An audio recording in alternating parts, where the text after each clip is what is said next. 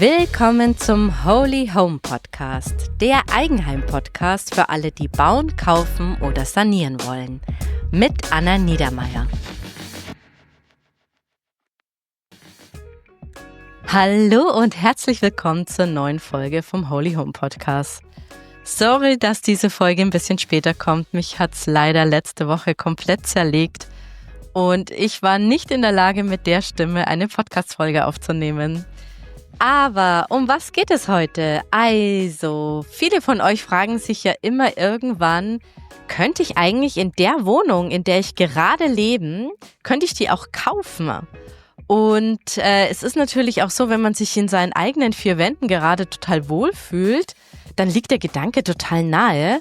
Aber man möchte natürlich wissen, was kostet eigentlich diese Wohnung? Wo finde ich das eigentlich raus? Und wäre das eigentlich finanziell überhaupt machbar? Und genau das möchte ich heute Schritt für Schritt euch durchgehen, wie man sowas berechnen kann. Dazu habe ich ein Beispiel mir zurechtgelegt, wo wir jetzt genau dann auch diesen Vergleich anstellen können. Und ich habe einfach eine Mietswohnung mit 60 Quadratmetern genommen, weil ich mir denke, das ist so als Pärchen vielleicht so ein klassischer Durchschnitt. Und da schauen wir uns jetzt eben den Kaufpreis an, die Nebenkosten, was kommt als Finanzierung dazu und versuchen eben genau dieses zu vergleichen, was kostet die Wohnung als Eigentum und wie viel zahlt ihr aktuell eben als Miete.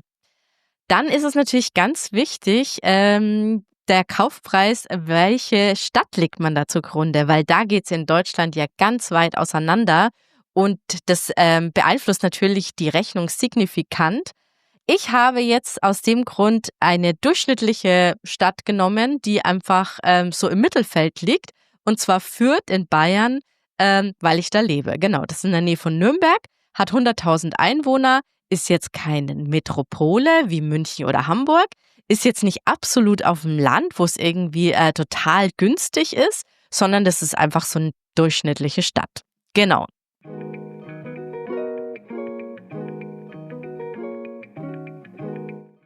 Also, Schritt 1 ist, was würde eigentlich meine Wohnung, in der ich jetzt gerade lebe, eigentlich kosten? Und wie finde ich das überhaupt raus? Ja, weil zum Rechnen brauchen wir natürlich Zahlen und wir brauchen dazu auch einen Marktwert. Ich kann euch hier 2 Tools empfehlen. Das erste ist der Preisatlas von ImmoScout. Den verlinke ich euch auch in den Shownotes. Und da sieht man einfach so Spannen von durchschnittlichen Verkaufspreisen. Und hier liegt zum Beispiel die Spanne bei Fürth bei zwischen 3.400 und 3.800 Euro pro Quadratmeter. Da habe ich jetzt einfach mal so einen Wert genommen wie 3.500 Euro, dass man einfach so einen realistischen Wert bekommt für so eine mittelgroße Wohnung, weil das weiß ich zufällig jetzt auch durch dem, dass ich selber eben auch gerade so eine Wohnung gekauft habe. Ja, natürlich ist das jetzt ein Durchschnittswert. Also da ist jetzt da ist nicht nachverhandelt worden, da war kein Gutachter da, der irgendwie den Keller und das Dach angeschaut hat. Aber ihr kriegt schon mal so ein Gefühl, was so durchschnittliche Preise sind in eurer Region. Dann könnt ihr euch noch das Tool von Check24 anschauen. Und da kann man schon ein bisschen mehr seine genaue Adresse eingeben und eben auch so ein bisschen was zur Substanz. Und dann bekommt man da eben auch einen ganz guten Wert ausgespuckt. Und jetzt habe ich einfach mal diese 3.500 Euro genommen und dann eben diese 60 Quadratmeter und lande bei einem Kaufpreis von 210.000 Euro. Das ist jetzt einfach mal der angenommene Kaufpreis von dieser Beispielwohnung.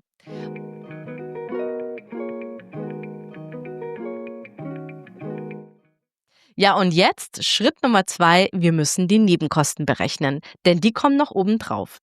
Wer eben eine Wohnung kauft, zahlt eben nicht nur diesen Kaufpreis, sondern es kommen eben sogenannte Kaufnebenkosten hinzu. Und das sind sowas wie Grunderwerbssteuer, in Bayern sind es 3,5%, ja, in anderen Bundesländern schwankt es so ein bisschen. Dann kommt noch Notar- und Grundbuchkosten dazu. Ich habe jetzt hier mal ungefähr 1,8% genommen und je nachdem eben auch eine Maklerprovision. In eurem Fall wahrscheinlich, wenn ihr jetzt euren Eigentümer ja schon kennt und ihr mit dem gut verhandelt, dann braucht ihr natürlich keine Maklerprovision. Aber generell, mache das jetzt mal einfach so als Musterrechnung auf. Falls ein Makler dabei wäre, dann kommt der auch nochmal mit 3,57% dazu. Und man sagt eben so roundabout sollte man immer so 10% vom Kaufpreis als Nebenkosten mit einplanen. Aber es kann, wie gesagt, dann auch weniger sein, wenn man eben zum Beispiel keinen Makler zahlt. Und ich habe aber jetzt einfach mal 20.000 Euro angenommen. Und wichtig ist hier, diese Nebenkosten, die müsst ihr eigentlich aus Eigenkapital zahlen. Also eine Bank sagt sich so what, warum soll ich jetzt eine Steuer und irgendwie auch noch Grundbuchkosten finanzieren? Da habe ich keinen Gegenwert. Und diese Kaufnebenkosten bei Immobilien muss man eben immer selber zahlen. Das heißt, diese 20.000 Euro müsstet ihr auf alle Fälle schon mal haben.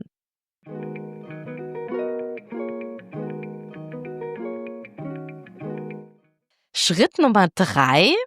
Was würdet ihr jetzt als Eigentümerin monatlich als Rate zahlen? Ja, jetzt wird's spannend, Leute. Wie viel müsstet ihr jetzt im Monat zahlen, wenn ihr jetzt diese Wohnung kaufen wollt? Und da gibt es natürlich so Finanzierungsrechner, auch den packe ich euch in die Shownotes. Und da braucht man aber so ein bisschen Zahlen, um den zu füttern. So, was machen wir da? Also, wir haben den Kaufpreis.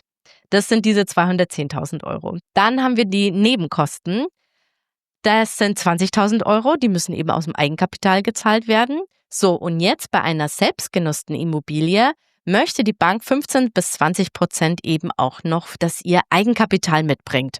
Und ich habe jetzt mal 20% angenommen und in dem Fall wären das 42.000 Euro. Das heißt, ihr bräuchtet ein Eigenkapital von diesen 20.000 plus den 42.000, also 62.000 Euro Eigenkapital. Genau. Und wenn man das dann alles von dem Kaufpreis abzieht, dann landen wir bei einer Kreditsumme von 168.000 Euro. Also und jetzt nochmal langsam. Wir haben diese 210.000 Euro plus diese Nebenkosten. Die müsst ihr aber vom Eigenkapital zahlen. Und von diesen 210.000 ziehen wir nochmal die 42.000 Euro Eigenkapital weg und dann bleibt eine Kreditsumme von 168.000 Euro übrig. So, das kann man jetzt alles fein in diesen Rechner eingeben und dann steht da auch immer Zinssatz und Tilgung. Was gibt man da jetzt ein? Also, ich habe gerade nachgeschaut. Aktuell liegen wir bei einem Zinssatz, Stand vorgestern, bei 3,6% roundabout. Auch das schwankt natürlich, da müsst ihr euch konkrete Angebote einholen, aber ich würde mal sagen, für diese Rechnung kann man jetzt diese 3,6% ganz gut nehmen. Und bei der Tilgung, auch da ist es so, in Metropolen darf es ein bisschen weniger sein, aber eigentlich sagt man, 2% ist eine gesunde Zahl, um einfach dann auch zu tilgen. Das heißt, damit man auch seinen Kredit auch abbezahlt. Und insofern könnt ihr dann eben ausrechnen, der Zins und die Tilgung, das nennt man ja Annuität, das sind eben diese 2% Tilgung, 3,6% Zinssatz, sind zusammen eben 5,6%. Wenn man das von der Kreditsumme nimmt, dann ergibt sich eine Jahresrate von 9.400 Euro. Und das teilen wir nochmal durch 12, also sind wir bei 784 Euro monatlich. Das kann man auch alles mit so Rechnern ausrechnen, wenn euch das jetzt zu schnell war. Ja, und jetzt 784 Euro. Das klingt doch jetzt mal gar nicht so schlecht. Aber ganz, ganz wichtig, dazu müsst ihr das Hausgeld dazu rechnen. Was ist ein Hausgeld? Ein Hausgeld, das sind Kosten für Grundsteuer, Müll, Rücklagen, Hausstrom, Verwaltung. Also ihr habt ja eine Wohnung nicht alleine isoliert, sondern die ist ja in einem Mehrfamilienhaus eingebettet und da fallen natürlich auch Kosten an, die jeder dann in diesem Haus zahlen muss. In diesem Fall sind es eben 180 Euro und die müsst ihr dann eben zu eurer Rate dazu addieren und das sind eben dann diese 784 Euro und die 180 Euro Hausgeld. Also wir landen jetzt eben bei einer Rate von 964 Euro monatlich. 964 Euro monatlich. Genau. Das ist immer noch, finde ich, in einem Rahmen, wo man sich denkt, aha, okay, das sind wir ja dort zu zweit, also das kann man irgendwie ermöglichen. Da nochmal, und das ist jetzt generell bei diesem Vergleich ganz wichtig, das sind jetzt keine Warmkosten, das sind noch keine Verbrauchskosten für die eigene Wohnung drin. Also nicht Gas, Wasser, Strom oder Heizung, Wasser, Strom für die eigene Wohnung, was man selber verbraucht, sondern das ist quasi nur, was quasi die WEG, also die Wohnungseigentümergemeinschaft, an Hausgeld bekommt und die Bank, was die bekommt. Genau, das andere müsst ihr noch dazu rechnen. Das wären dann quasi die kompletten Warmkosten. Auch die kann man gegenüberstellen. Ich habe mich jetzt aber dafür entschieden, bei dem Vergleich, dass ich die Kreditrate nehme und das Hausgeld. Und das wären jetzt eben hier 964 Euro.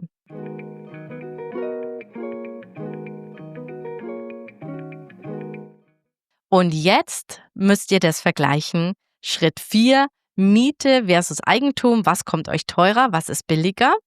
Wir vergleichen nämlich jetzt und da müsst ihr jetzt erstmal auf eure Kaltmiete schauen. Genau. Ihr kennt die natürlich. Ihr habt ja den Mietvertrag, Kaltmiete. Schaut da mal genau rein. Und da ist es eben so, ich habe mal hier den Mietspiegel genommen, 60 Quadratmeter hier in Fürth, 12,50 Euro der Quadratmeter, lande ich bei einer Kaltmiete von 750 Euro. Ja, und das ist aber auch nicht nur diese Kaltmiete, sondern ihr müsst jetzt da auch noch die umlegbaren Nebenkosten, nenne es jetzt mal Betriebskosten draufrechnen.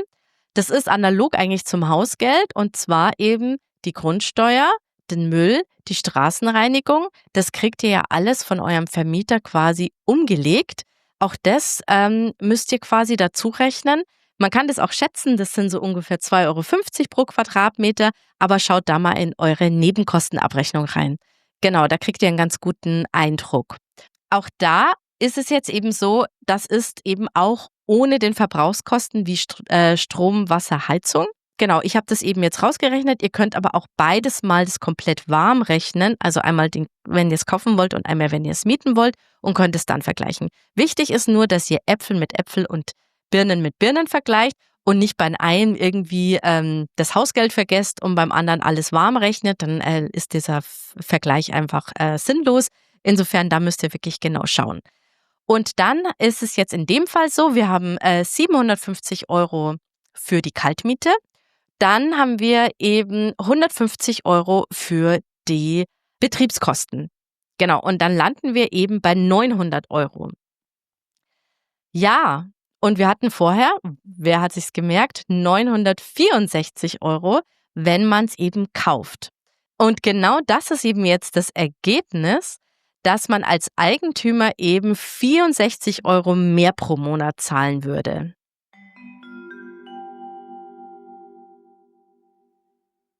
Und jetzt kommt Werbung. Ganz egal, ob ihr jetzt schon eine Immobilie sanieren wollt oder erstmal den Markt beobachtet und noch weiter zur Miete bleibt, eine Sache könnt ihr wirklich sofort umsetzen und das ist der Wechsel zu echter Ökoenergie. Und das Coole daran ist, dass ihr auch wirklich Geld dabei sparen könnt. Ich habe nämlich letztens unsere Endabrechnung von Ökogas und Ökostrom vom letzten Jahr bekommen und wir konnten uns über eine ordentliche Rückzahlung von über 800 Euro freuen. Ja, und das lag vor allem an den günstigeren Preisen von unserem neuen Versorger, den ich euch echt ans Herz legen kann. Und das ist nämlich Polarstern. Polarstern ist nämlich ein echter Ökostromanbieter. Ihr bekommt dort immer 100% Ökoenergie, bei Strom genauso wie bei Gas. Und es gibt auch diverse Spezialtarife für PV-Anlagen, Wärmepumpe oder Elektroauto. Außerdem bietet Polarstern ganz spezielle Lösungen an, wie zum Beispiel die Kaskadenmessung. Und dabei unterstützt Polarstern die Energiewende pro verkaufter Kilowattstunde so stark wie kaum ein anderer. Und zudem sind sie auch noch zertifiziert durch das grüne Stromlabel und sie fördern den Ausbau der erneuerbaren Energien in Deutschland und weltweit in Entwicklungsländern wie in Kambodscha und Madagaskar. Wenn ihr euch jetzt denkt, oh Mann, ja, Stromversorger wechseln, das wollte ich auch noch unbedingt dieses Jahr machen, steht auf meiner To-Do-Liste schon ganz lange, dann sage ich jetzt angehen, denn ihr könnt sofort Energiekosten sparen, indem ihr zu einem echten Öko-Energieversorger wechselt. Ja, wenn euch das überzeugt hat, dann schaut doch gleich bei Polarstern vorbei und wer mit dem Code HOLYHOME zu Polarstern wechselt, der bekommt eine Gutschrift von 20 Euro auf die nächste Jahresabrechnung. Alle Infos und den Link findet ihr in den Shownotes.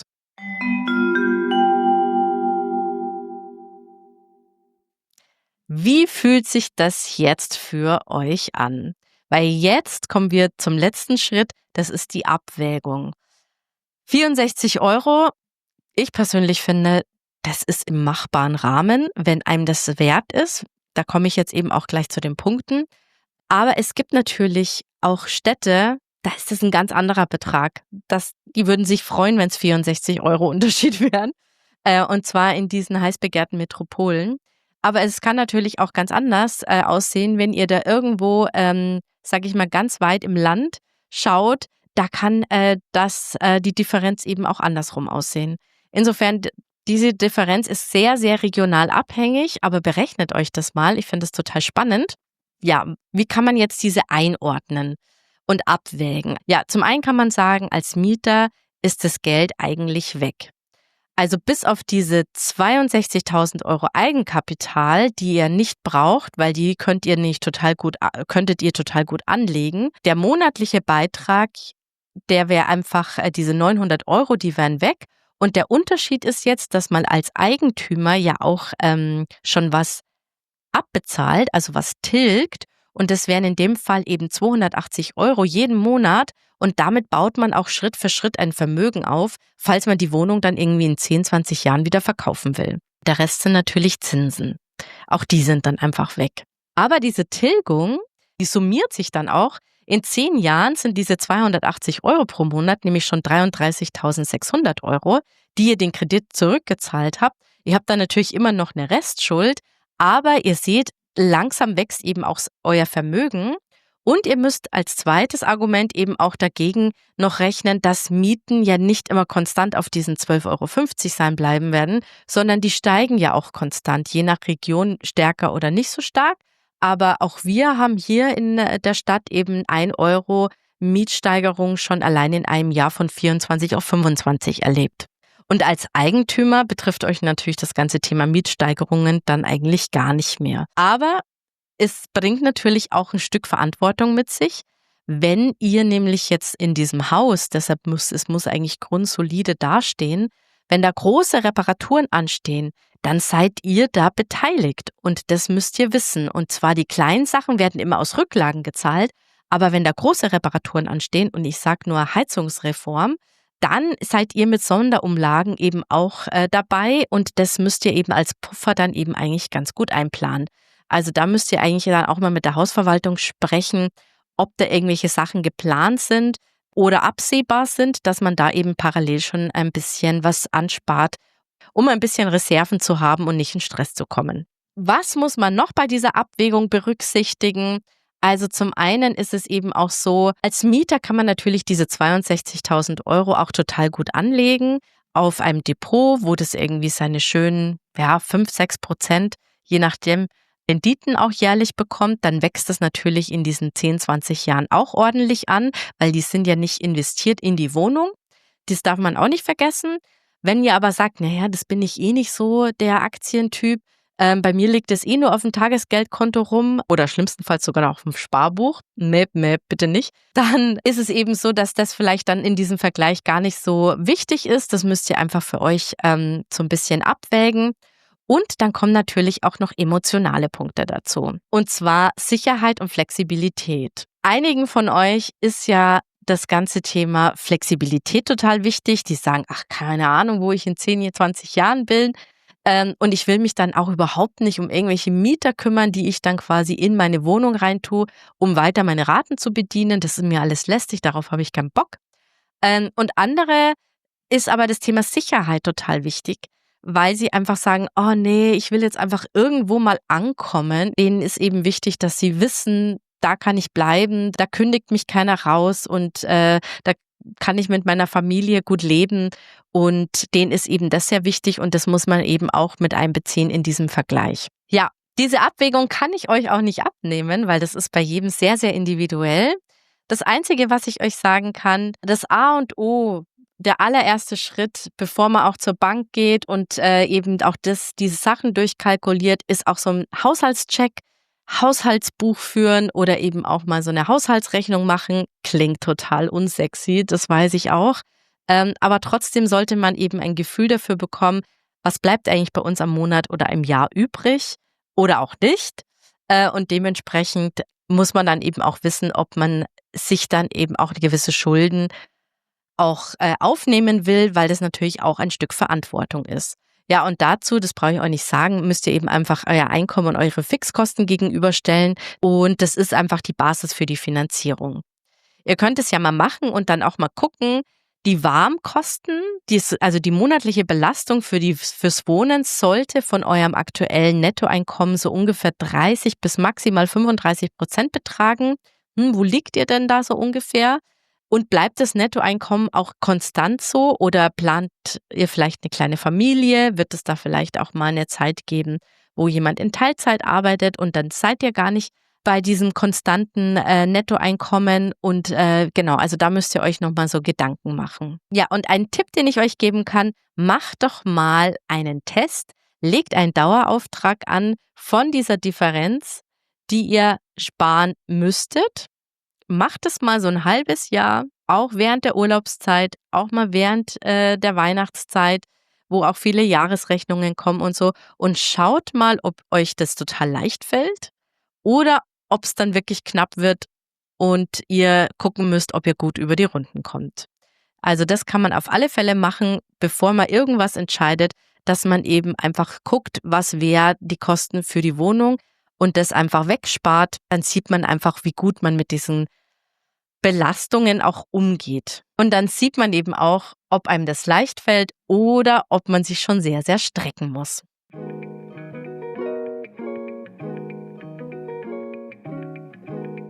Zum Fazit habe ich jetzt nochmal 3 Dinge mitgebracht, die ihr euch merken könnt. Eigentum kostet wahrscheinlich immer ein bisschen mehr, aber ihr spart natürlich gleichzeitig Vermögen an. 2. Rechnet mal ganz ehrlich und mit Puffer alles mal durch und nicht so auf Kante. Und 3. testet doch einmal ein paar Monate eben mehr zu sparen, vielleicht genau diese Differenz und schaut euch einfach mal, wie es euch mit dieser Sparrate dann geht. Ja, das war's jetzt schon wieder mit der Folge. Und zwar wollte ich eben mit euch Schritt für Schritt durchgehen, ob ihr euch eure aktuelle Wohnung, in der ihr gerade lebt, auch leisten könnt. Ich bin total gespannt, wenn der ein oder andere von euch sich das mal durchrechnet, was da eigentlich rauskommt. Ja, und mich würde es total interessieren, also schreibt es gerne in die Kommentare bei Spotify, YouTube. Ja, würde mich total interessieren, wie groß diese Differenz bei euch ist. Und falls ihr jetzt noch Freunde und Bekannte habt, die diese Infos auch interessieren könnte, dann teilt doch gerne die Folge mit ihnen.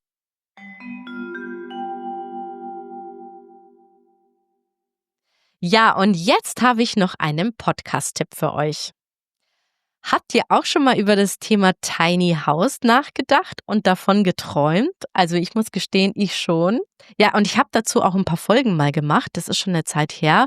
Und da war es eben so, dass mir dann erst bewusst wurde, dass ein Grundstück für ein Tiny House zu suchen, das legal zu bebauen und das ist wirklich mit ganz vielen Hürden verbunden. Und deshalb empfehle ich euch den Tiny On Podcast von Chris Klerner und Caro Werner, denn die leben in so einem schönen Tiny House. Ja, und sie erzählen von ihren ganzen Erfahrungen, ehrlich, informativ und mit ganz viel Leidenschaft. Es geht um so Themen wie, welches Tiny House passt eigentlich zu mir, lieber mobil oder doch ein Modulhaus, das man vielleicht erweitern kann. Wo kann ich überhaupt wohnen? Auf ihrem gepachteten Platz oder in so einer Tiny House Community oder eigentlich mitten im Wohngebiet? Also wenn dich das Thema Tiny House beschäftigt und interessiert, dann hör doch unbedingt in den Tiny On Podcast rein. Den Link findet ihr dazu in den Shownotes. Ja, und aktuell schreiben die beiden auch ein Buch vom kleinen Wohntraum zum fertigen Zuhause. Und das ist eine Schritt-für-Schritt-Anleitung, wie man es eben selber schafft, ein Tiny House eben zu kreieren. Und alle Infos und die Möglichkeit zur Vorbestellung von dem Buch findet ihr auf tinyon.de. Ja, und das war's auch schon wieder mit der Solo-Folge. Schön, dass ihr zugehört habt und bis zum nächsten Mal. Ich freue mich auf euch. Bis dann. Ciao.